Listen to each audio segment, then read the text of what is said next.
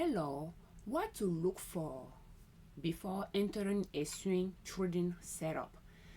Let's check our watch list here. We have two we can use to illustrate that. So the first one is TRI.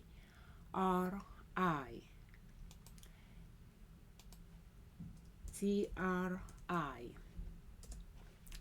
We'll use maximum daily chart, and we have TRI here. Pretty much before you enter the trade, before you buy the stock, you might want to see the using long option and swing trading strategy. You might want to wait for the stocks to pull back to the trend line that you like to buy the stock at. In this instance, a valley line, a support line passing by the valley of the chart or the mountain, the higher lows passing by the higher lows at the bottom of the chart. And when it start going up from there, you see few higher lows, you can buy your shares. So when we look at TRI, where the price is right now, today is November 27, 2025. Happy Thanksgiving. And when the market opened yesterday, it closed on green. That means the price at the end of the day was higher than the price in the morning when the markets open. The price is on the y-axis from 0 up, and you have the dates on the s-axis from the past to the present. So you'll notice that it dropped in relation to all-time highest price, where the price is now is below it. So there is a downtrend going, and when there is a downtrend, you will see lower lows. So the low here is lower than the low here, which is lower than this one, which is lower than this one. So if you want to trace a support line there, it's going to be downward. So the chart claimed a mountain, and now it's climbing down and touch base with the support line we like to buy at. The valley line is a long valley line crossing multiple years, and we color code for that to jump out to us compared to the default one. So now that it is at that valley line, you'll get closer, you'll zoom to see what it's doing there. So when you are looking at it pulled back, went up and pulled back, and we are seeing some green there. So, and it's good to wait to see few higher lows. I like to say 3 before you get in. For instance, when you see here, and by higher lows, I like to compare the red bars. They are the days that the price dropped. The price at the end of the day was lower than the price in the morning when the markets open. So you can see that little line that I traced here. This low is higher than that one. There is a little one there, which is higher than this one. When you are putting the mouse at the bottom of those candlestick, the corresponding price will be like that. So this one is higher than this one. That means the price corresponding to the bottom of this candlestick is higher than this price. You can see the price here. You have 155 and 148 here. So you have a higher lows there, and I traced that line there to point it out. Therefore, in fact, you have two red there. So you will use the last one before the green bar. So, and then you'll do your comparison. Therefore, you could buy at that green bar. In this instance though, when you purchase it, you'll notice that, well, it pulled back again. I'm just using this example because it was close to the support line. So if you purchase it here, well, it pulled back again, and it's going to do that for a while before it will start going up. So, but by just waiting for 3 higher lows at the support line before buying, it's just giving you a confirmation. You are looking for a confirmation that maybe it's down, going down. The lower low trend is broken, is getting ready to start going up, but it might turn around and come back down, and that's what we have here. We are just trying to minimize the risk of getting in the trade too early, but it is not 100% error proof. Just like you could enter here and run out the prices down here, and you will just keep the stock in your portfolio waiting for that to become positive, surpass where you bought it, and then start claiming from there. So therefore, where you are minimizing your risk, is not necessary to set a stop loss to cut your losses, but to make sure you pick a stock that you can invest in long term to swing trade.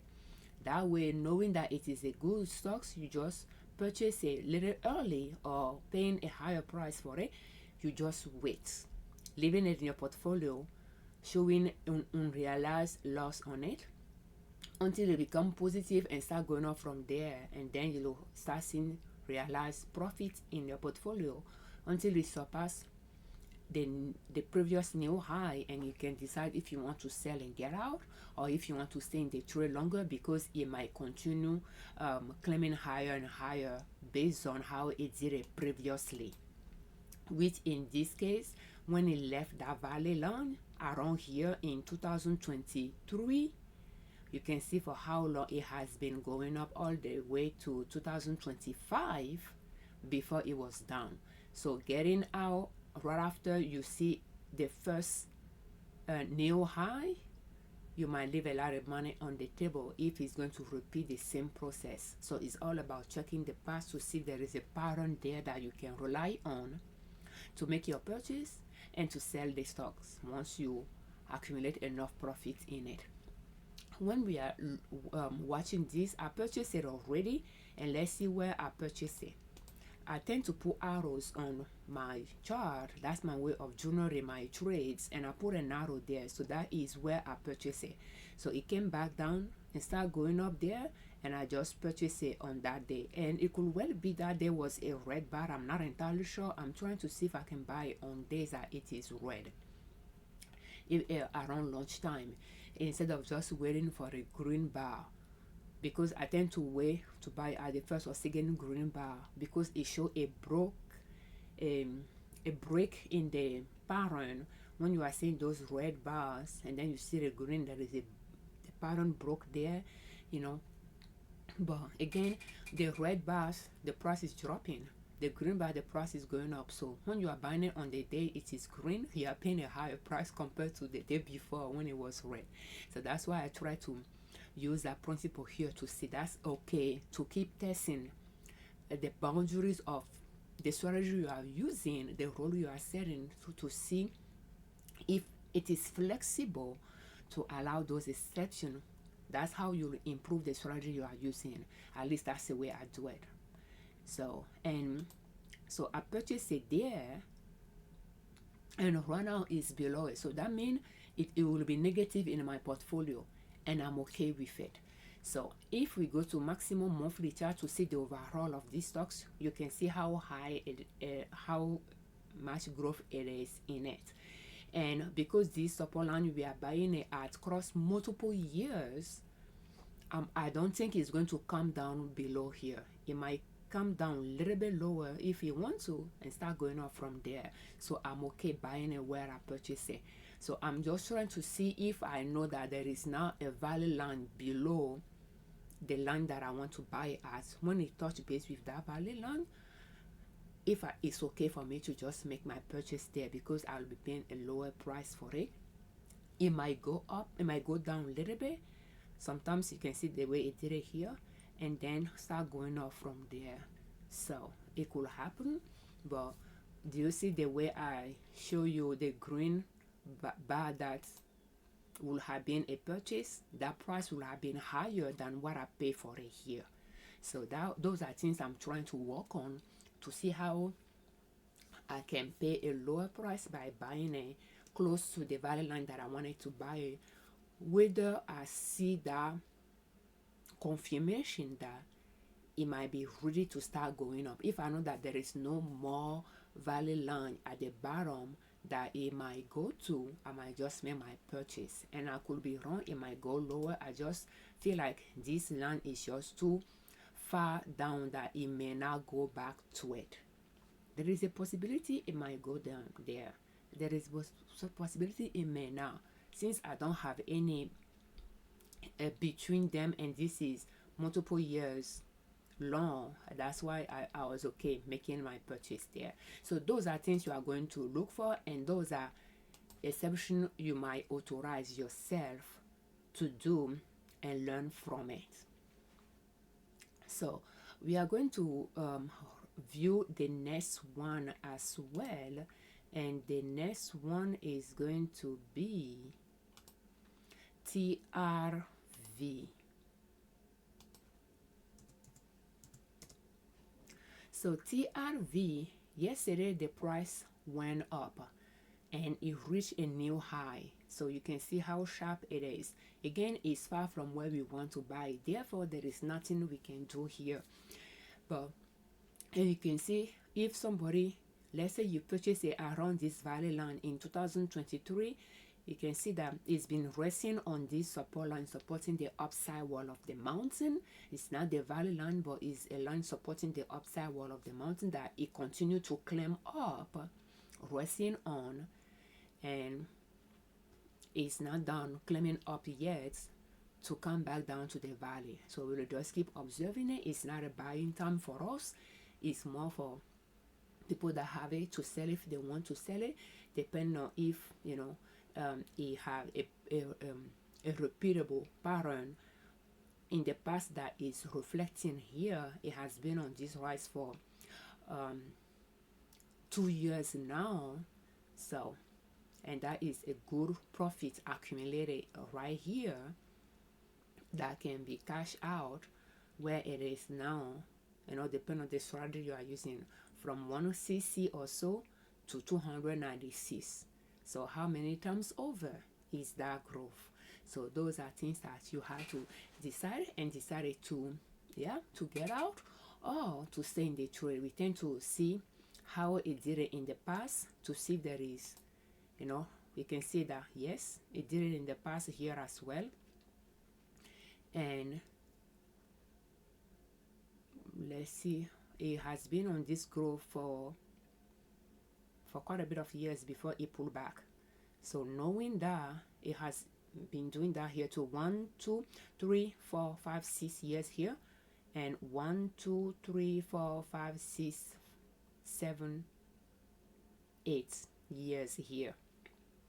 So if you stay in the trade for 4 years, and you can decide to, in fact, no, it didn't do that here though. Here it came back down here and then start again. So if you want to use this pattern, you have 1, 2, 3, 4, and you have 1, 2. So it's 2 years in the making from this area, and 8 years in the making for this one. If you will assume it might come down here, it could be after it completed 8 years here. It already did 4 here, 2 here, so that is like 6 years.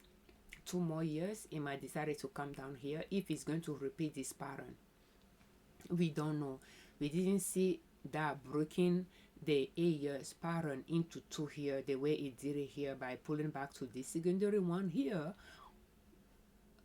I think it just did a little bit dent here, but now midway through it. So the pattern is not that quite the same, but those are things you have to decide for yourself. So I tend to use maximum monthly chart to see if there is a repeatable pattern that I'm not seeing on my maximum daily chart that I need to take into consideration when buying and selling. So thank you so much for your time. Thank you for all your comments, and we thank you very much for subscribing to our channel.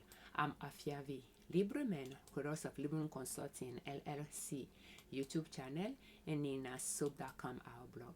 On our channel and on our blog, we share different ways to save money and different ways to make money to reach your financial independence, where you do not depend on an employer to provide for your family. And swing trading is one way to make money. Just start small and slowly grow your account from there. Just make it a rule to try to make profit on each swing trade.